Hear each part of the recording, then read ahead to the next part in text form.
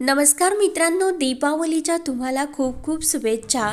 मुरांबा मालिकेच्या आजच्या भागामध्ये सर्वजणी दिवाळीचा सण आल्यामुळे खूप छान अशा तयार होतात आणि आनंद, अभि, अक्षय हे उठणं लावण्यासाठी पाटावर बसलेले असतात आणि सर्वांसमोर ह्या सर्वजणी उभे असतात। पार्वती आजीसुद्धा खूप खुश होऊन हे सर्व बघत असते, तर जान्हवी ही आनंदचे औक्षण करण्यासाठी लागते। तर लगेच आनंद म्हणतो की अगं जानू, तू ही पाटासमोर जी रांगोळी काढली ना ती खरंच खूप सुंदर काढली। तेव्हा जान्हवी म्हणते की अरे काहीतरी काहीच उगाच। तेव्हा आनंद म्हणतो की अगं तू प्रयत्न तर केला ना, तोच खूप महत्त्वाचा आहे। त्यानंतर अभि हा आरतीला म्हणत असतो की अगं तू औषण करते पण जास्त खाली वाकू नको। तेव्हा आरती खुश होऊन म्हणत असते की अरे बाळाला सुद्धा माहिती आहे की आई आता त्याच्या बाबाला उठणं लावते आणि त्याचं औषण करते। तेव्हा लगेच पार्वती आजी हे सर्व खुश होऊन बघत असते। अक्षय आणि रमा एकमेकांकडे बघू लागतात। रमा अक्षयचे औषण करते आणि प्रेमाने त्याला उठणं लावते। रेवा तेथे येते आणि हे सर्व बघू लागते, तर अक्षय रोमांटिक होऊन आपल्या रमाकडेच एकटक बघत असतो।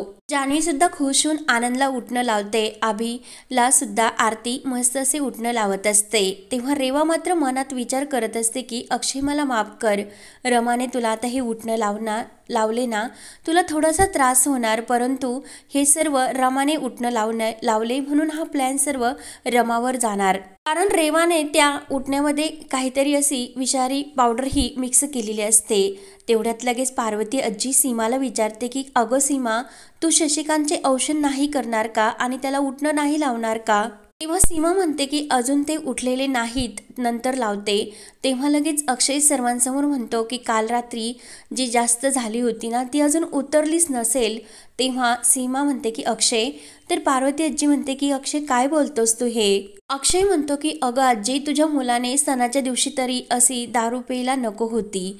तेव्हा लगेच पार्वती आजी तो विषय बदलते आणि चला आता उठणं लावून झाले असेल तर सर्वांनी मस्त असे आंघोळ करून घ्या, असे बोलून पार्वती आजी लगेच आतमध्ये जाते। तर अक्षय म्हणतो की आजीचं मात्र हे बरं आहे की स्वतःचा लेक दारू पिऊन पडतो आणि ती मात्र त्याचा ओरडा आपल्यावर काढते। तेव्हा लगेच सीमा म्हणते की तुमचं जर झालं असेल तर लगेच तुम्ही आंघोळ करण्यासाठी जा। तर आनंद म्हणतो की आपण आज तिघे मिळून एकत्र आंघोळ करूयात। सीमा म्हणते की पण अक्षयला त्रास देऊ नका बरं का। तेव्हा ते तिघे जण आंघोळ करण्यासाठी जातात। तेवढे लगेच जान्हवी म्हणते की अरे बापरे, हे लाटणं तर खूपच उरलंय। तेव्हा आरती म्हणते की वहिनी, अहो लाटणं नाही, त्याला उठणं म्हणतात। तेव्हा त्या चौघी सुद्धा म्हणत असतात की आता हे उठणं फारच उरलंय, आपल्या तर आंघोळ सुद्धा झाल्या, मग आता हे उठणं कुणाला लावायचे? तर आरती म्हणते की अजून रेवाची आंघोळ तर बाकी आहे, मग आपण हे उठणं तिलाच लावूयात। रेवा म्हणते की नाही नको, हे उठणं फिटणं मला काही लावायचे नाही। तेव्हा सीमा म्हणते की अगं असं कसं, आई असती तुझी दिवाळीला तर तिने तर प्रेमाने तुला हे उठणं लावलं असतं ना, मग त्या बदल्यात आम्ही तुला हे उठणं लावतो ग। जान्हवी म्हणते की अगं कसे आहे, तू फॅमिलीमधली जरी आमची नसली तरी या फॅमिलीमध्ये तू राहतेस ना, म्हणून तुला हे उठणं आम्ही लावतो। तेव्हा मात्र ह्या बायकांचा काहीतरी रेवाला त्रास देण्याचा प्लॅन झालेला असतो। तर जान्हवी म्हणते की थांब, मी रेवाला जे उठणं लावायचं ना ते घेऊन येते। तेव्हा जान्हवी ते उठणं घेऊन येते। तेव्हा सर्वजणी मिळून रेवाला बळजबरीने ते उठणं लावतात। रेवा म्हणते की नाही नको, मी पार्लरमध्ये जाईल, तर कोणीच काही ऐकत नाही आणि रेवाला ते उठणं लावतातच। रेवा धावतच ही बाथरूममध्ये येते, चेहरा धुते, तर समोर बघते तर तिच्या चेहऱ्यावर पूर्ण असे लालसर सर्कल उठलेले असतात आणि जोरात ती किंचाळते। तेव्हा मात्र इकडे सर्वजणी खूपच खुश झालेले असतात। त्यानंतर सर्वजण हे एकत्र येतात आणि मस्त असे फटाके उडत एन्जॉय करत असतात। सर्वजण एकमेकांना हॅपी दिवाळी बोलत असतात, तर सर्वजण हे एकमेकांसोबत खूप खुश होऊन फटाके उडू लागतात। रमा आणि अक्षय सुद्धा एकत्र हे एकमेकांकडे खुश होऊन फटाके उडवत असतात। तर तेवढ्यात रमाकांत काका हे आजीला विचारतात की सर्वजण खरंच किती खूप छान दिसतात आणि किती आनंद घेतात। तेव्हा लगेच पार्वती आजी म्हणते की अरे रेवा कुठे गेली, रेवा दिसत नाही। रमाकांत काका म्हणतात की झोपली असेल ती। तेव्हा पार्वती आजी विचार करत असते की रेवा जर अशीच वागत राहिली तर ती अक्षयला कशी आवडणार आणि अक्षयला तर ती जिंकू शकणार नाही। रमाकांत काका जे काही बोलतो म्हणजे ते खरे आहे का, रेवा नक्की झोपले की काय? खरं तर आत्ता तिने यावेळी ते अक्षयला मदत करण्यासाठी असायला हवे होते, म्हणून पार्वती आजी ही आतमध्ये रेवाला बघण्यासाठी येते. तेव्हा आनंद हा रमाच्या हाताला धरून तिला फटाके उडवण्यासाठी सांगतो. रमा खूपच ही घाबरत असते आणि फटाका पेटून देऊन ती लगेच अक्षयच्या जवळ येते आणि खाली पडणार तोच लगेच अक्षय तिला सावरतो. तेव्हा लगेच दोघे एकमेकांकडे रोमांटिक होऊन बघत असतात. तर रमा म्हणते की सॉरी, पण तेव्हा अक्षय म्हणतो की अगं तू का सॉरी म्हणतेस, आणि आपण जेव्हा पहिल्यांदा भेटलो होतो तेव्हा सुद्धा तुम्हाला अशीच धडाकली होती. तेव्हा रमा आणि अक्षयला दोघांना सुद्धा त्या पहिल्या भेटीच्या क्षणाची आठवण होते. तर रमा आपला हात बाजूला घेणार तोच तिच्या घड्याळाचा जो काही हा बेल्ट असतो तो अक्षयच्या कुर्त्यामध्ये गुंतलेला असतो. तेव्हा दोघे सुद्धा एकमेकांकडे रोमांटिक होऊन परत बघू लागतात. सर्वजण एकत्र असा आनंद घेत फटाके उडवत असतात. तर रमा आणि अक्षयला मागच्या दिवाळीच्या क्षणाची आठवण होते. तेव्हा ते दोघे एकमेकांकडे बघतच असतात. त्यानंतर जान्हवी खुश होऊन हॅपी दिवाळी बोलते. त्यानंतर इकडे पार्वती आजी रेवाला शोधत आतमध्ये आलेली असते. रेवाला आवाज देऊ लागते. रेवा तर ही बाथरूममध्ये असते. रेवा बाहेर येते तेव्हा पार्वती आजी तिच्याकडे बघून विचारते की अगं रेवा, हे काय झाले तुझ्या हाताला आणि चेहऱ्याला. तेव्हा रेवा लगेच म्हणते की माझ्या उठण्यामध्ये काहीतरी कोणी विषारी पदार्थ पावडर मिक्स केली. तेव्हा लगेच रेवाला सुद्धा ते आठवते आणि त्याच वेळेस इकडे रमाने जे काही रेवाला त्या उठण्यामध्ये पावडर कालवताना बघितलेले असते. तेव्हा रेवा आतमध्ये गेल्यानंतर रमाने ते उठणं पुन्हा बदललेले असते, कारण तिने हे सर्व बघितलेले असते की रेवाने हे सर्व केलेले आहे. आणि ती तेव्हा त्यावेळी मनात म्हणत असते की रेवा, आता तुझे काही कारस्थान करते ना त्यामध्ये मी बसणार सुद्धा नाही. तुला असले खेळ मी येथे खेळून देणार नाही आणि लवकरच तुला आता इथलं दुकान बंद करावे लागणार. तेव्हा रेवाच्या अंगाला खूप खाज येत असते. तर पार्वती आजी म्हणते की अगं सर्वांनी तर हेच उठणं लावलं, मग तुला उठण्याची काही ॲलर्जी वगैरे आहे की काय. तुझ्या उठण्यामध्ये कोणीच काही मिक्स केले नाही ग, मी सुद्धा हेच उठणं लावलं. तेव्हा रेवाला लगेच सर्वांनी म्हणजे त्या तिघींनी मिळून उठणं लावल्याचे क्षण आठवतात.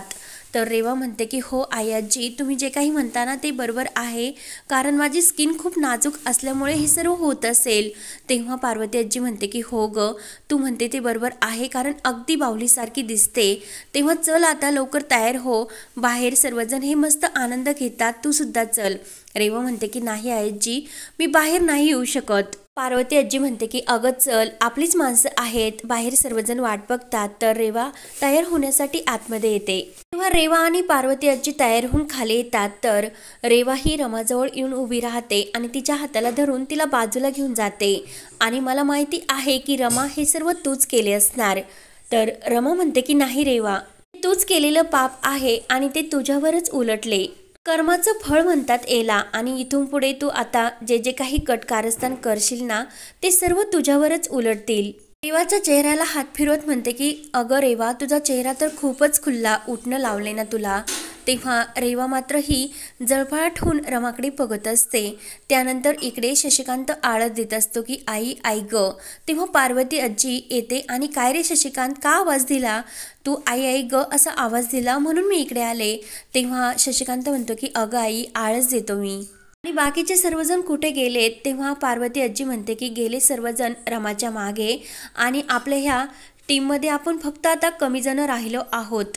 तू येथे झोपा काढतोस आणि एक एक करून त्या रमाने मात्र सर्वांना जिंकून घेतले. आणि ती जान्हवी अगोदर रमाला किती त्रास देत होती आणि आता ती सुद्धा त्या रमाच्या बाजूनेच उभी आहे.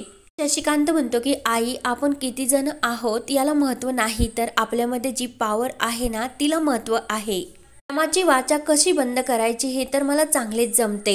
तेव्हा पार्वती आजी म्हणते की अरे, इतक्या दिवसापासून आपण प्रयत्न करतो, परंतु आपल्या हातात मात्र काहीच असे यश आलेले नाही आणि आता काय करायचे बाकी राहिले. तेव्हा शशिकांत म्हणतो की आई, सण कशासाठी असतो, गाफील प्रजा मात्र दिवे लावत असतात आणि रांगोळ्या काढत असतात आणि हुशार माणसं आपली कटकारस्थान हे त्याचे नियोजन करत असतात. तर इकडे रमा ही तुळशी वृंदावनासमोर मस्त अशी रांगोळी काढत असते आणि सर्व ठिकाणी पणत्या लावून ती ठेवत असते. इकडे शशिकांत पार्वती आजीला म्हणतो की आकाशखंदी लावत असेल, फुलबाजा उडवत असेल. हुशार माणसं मात्र आपली चाल खेळत असतात आणि तो पार्वती आजीला हॅपी दिवाळी बोलतो. तर पार्वती आजी सुद्धा त्यानंतर इकडे अक्षय रूममध्ये येतो आणि तो रमाबरोबरचे सर्व क्षण आठवत म्हणत असतो की रमा सकाळी असं का बोलली असेल की मी काही दिवसपर्यंत तुमची बायको राहणार, म्हणजे काही दिवसानंतर रमा माझी बायको राहणार नाही का? नेमकं रमाच्या डोक्यामध्ये काय चालले आणि ती असे का म्हणाली असेल? तेव्हा अक्षयला त्या ग्रीटिंगची आठवण होते आणि रमाला तेच ग्रीटिंग आत्ता देतो म्हणून ते ग्रीटिंग तो शोधत असतो. तेव्हा ते ग्रीटिंग तो कपाटामध्ये शोधत असतो. त्यानंतर इकडे शशिकांत हा हॉस्पिटलमध्ये फोन करतो आणि मिसेस देवस्थानी आहे ना, त्यांच्या हॉस्पिटलमध्ये तुमच्या ट्रीटमेंट चालू आहे ना, मग माझं एक काम करा, म्हणून पुढचा काय प्लॅन आहे तो सर्व फोनवर सांगतो. त्यानंतर इकडे बाहेर आद्या आलेली असते. आद्याला बघून रमाकांत काका आणि अभि यांना आनंद होतो, तर अभि आद्याची गंमत करू लागतो. तेव्हा आद्या लगेच रमाकांत काकांना मिठी मारून नमस्कार करते. अभि म्हणतो की अगं आद्या, नमस्कार वगैरे काय हे सर्व? तर आद्या लगेच अभिला सुद्धा प्रेमाने मिठी मारते. नाही सुद्धा आलेला असतो आणि तो अभि आणि रमाकांत काकांना नमस्कार करून गिफ्ट देतो. तर त्यांना बघून सर्वांना आनंद होतो. त्यानंतर इकडे अक्षय कपाटामध्ये ते ग्रीटिंग शोधत असतो. तेव्हा काही फाईल्स या खाली पडतात. अक्षय त्या उचलतो आणि जी काही ती डिव्होर्स पेपरचे कागद असतात ते त्या याच्यामध्ये पॉकेटमध्ये ठेवलेले असतात. तर अक्षय त्यामध्ये सुद्धा ग्रीटिंग शोधत असतो आणि ते बाहेर काढतो. त्याच वेळेस दरवाजा उघडून रमा येते आणि रमा ते सर्व बघून तिला खूप मोठा असा धक्का बसतो. तर हा भाग येथे संपतो. पुढील भागामध्ये शशिकांत हा रेवाला म्हणत असतो, रमाला त्रास देण्यासाठी मी माझ्या मुलाला सुद्धा हम करायला तयार आहे. तेव्हा लगेच रेवा म्हणते की म्हणून तर मी अक्षयला उडवले. तेव्हा शशिकांत हा धक्क्याने रेवाकडे बघत असतो. त्यानंतर इकडे रमा म्हणत असते की आता वेळ आलेली आहे, तुम्ही मला जे गिफ्ट देणार होतात ना ते आता मी मागणार आहे. तेव्हा अक्षय विचारतो की कसली वेळ? रमा म्हणते की पाडवा आला आहे ना आता. तेव्हा आता रमाचा असा काय निर्णय असणार ते पाहण्यासाठी चॅनलला नक्की सबस्क्राईब करत राहा. धन्यवाद.